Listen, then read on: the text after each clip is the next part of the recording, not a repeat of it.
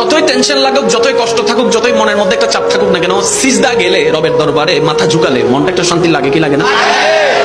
ব্রেনের মধ্যে একটা স্বস্তি আছে কি আসে না? মেন্টালি ভাবে একটা রিল্যাক্স ফিল হয় কি হয় না?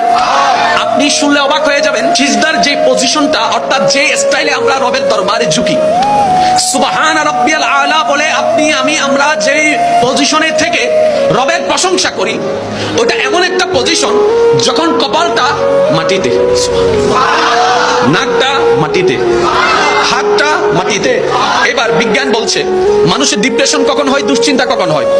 ব্রেনের ফ্রন্টাল ফ্লপের মধ্যে যখন নেগেটিভটা বেড়ে যায়, পজিটিভতার লেভেল কমে যায়, নেগেটিভ এনার্জি বেড়ে যায়, পজিটিভ এনার্জি কমে যায়, তখন মানুষ দুশ্চিন্তায় চলে যায়, ডিপ্রেশনে চলে যায়, হতাশায় চলে যায়। আর এটা এমন একটা মারাত্মক রোগ, অনেকেই সুইসাইড পর্যন্ত করে ফেলছে। এটা থেকে বাঁচার জন্য অনেকেই সুইসাইড করে, অনেকেই বিষ খেয়ে ফেলছে, অনেকে ঘুমের ওষুধ খেয়ে ফেলছে, কারণ এটার মাত্রা ওই লেভেলে। এটা ব্রেনের নেগেটিভ একটা সাইড। বিজ্ঞান গবেষণা করে দেখে, বান্দা যখন সিজদায় যায়, মাটির সাথে কপালের সম্পর্ক হয়, মাটির দিকে কপালটা ঝুঁকে যায়, তখন অটোমেটিক ওই মাটির থেকে তার কাছে পজিটিভ এনার্জি আসতে থাকে, নেগেটিভ এনার্জি যেতে থাকে।